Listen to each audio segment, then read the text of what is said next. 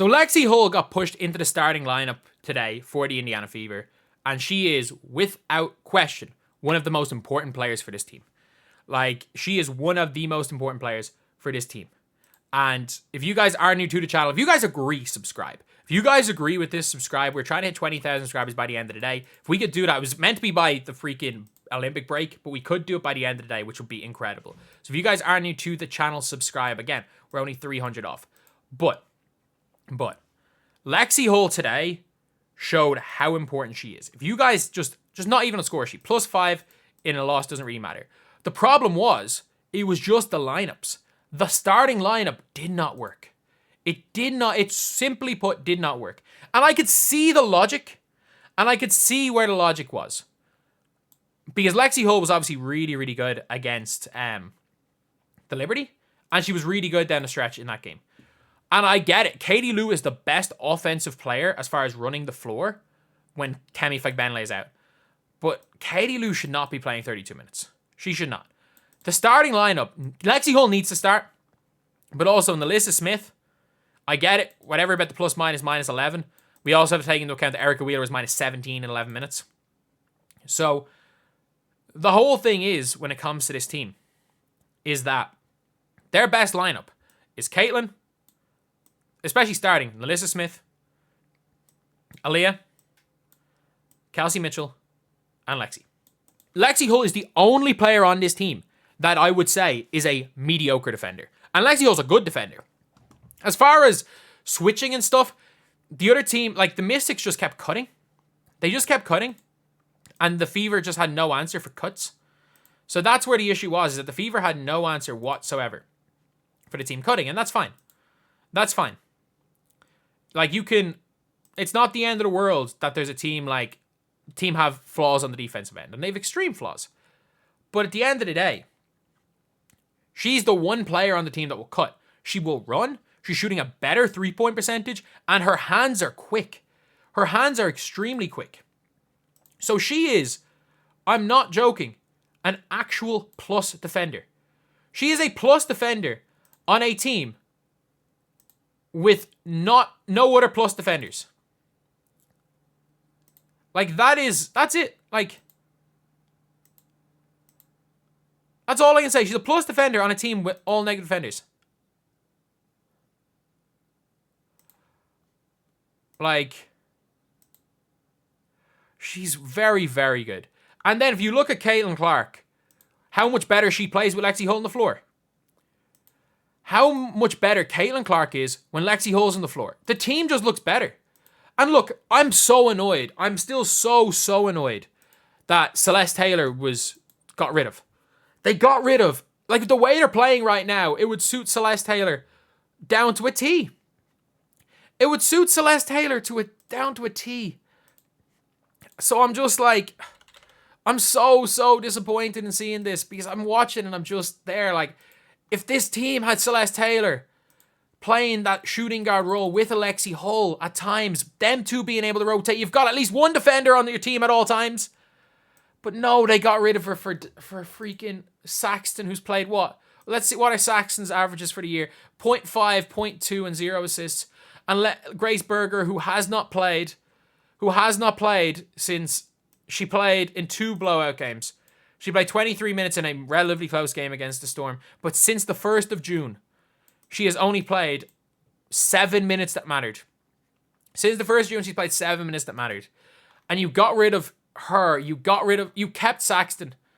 Saxton hasn't played more than 3 games in 3 minutes in a game this year. And you got rid of the one player. Like, you need to start Lexi Hull every game for the rest of the year. You have to. There is no excuses. You cannot, and I mean cannot, leave her on the bench.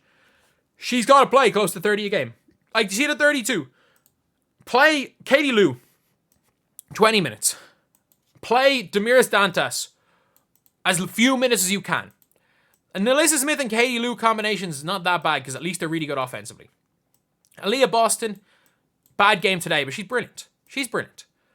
Kelsey Mitchell is Kelsey Mitchell. She does Kelsey Mitchell things. 6 of 6 from 2, 0 of 8 from 3. It is what it is. And Erica Wheeler, I think it's time just to stop playing Erica Wheeler.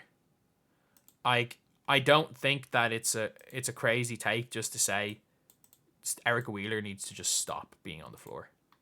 She's terrible. She's terrible. So yeah, the lineups.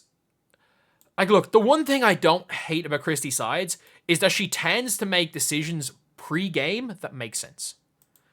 The decision to go with the starting lineup pre-game made sense. If she was guarding Ariel Atkins. No. She's guarding whoever their other guard is who does nothing on the floor. It's not even when Walker Kembro comes off the bench. She was guarding whoever their other guard was. So, it made no sense. And also, you've then got a situation where Katie Lou is guarding Dolson. Look, as bad as Nilissa Smith is, at least she's not going to get bullied by Dolson. At least Katie Lou took a nice elbow to the face to not get caught. But Lexi Hull needs to play 30 minutes. She's the only plus defender on the team other than Leah Boston. She's the only plus perimeter defender. And it's also, the system is this player right here. She had 29 points. She had 29.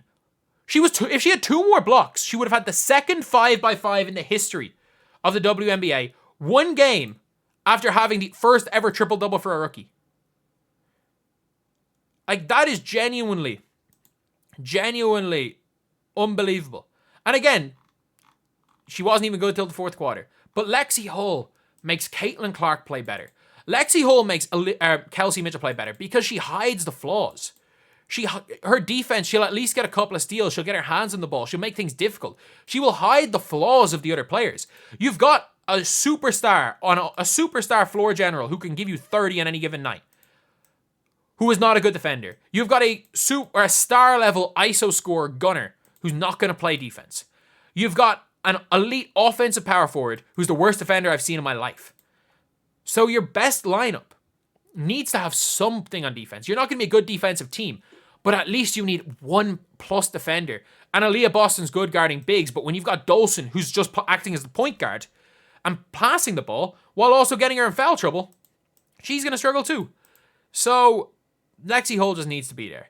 She needs to be in the lineup. And Christy Sides has got to. She has got to keep that as permanent and play her more minutes. Like, the reason they were down was not because of Lexi Hull. It was because of the combination of Lexi Hull and Katie Lou. And at least she's got to know what lineups work and what don't. Again, Erica Wheeler with Caitlin Clark does not work. It does not work as a lineup. As you can see, her minus 17 when she was on the floor. It does not work. Nilissa Smith and Katie Lou is your kind of backup 4-5. Dantas just was terrible today. She was good in their last game. She was terrible today. But like the lineups of Katie Lou, again, Katie Lou in the starting lineup, because when they go all out offense without Lexi Hull is fine. Katie Lou and Lexi Hull is not the greatest together, but it might work at times. It might work at times, but you gotta start Nilissa Smith has earned the starting spot. She's been that good in offense. She's earned the starting spot.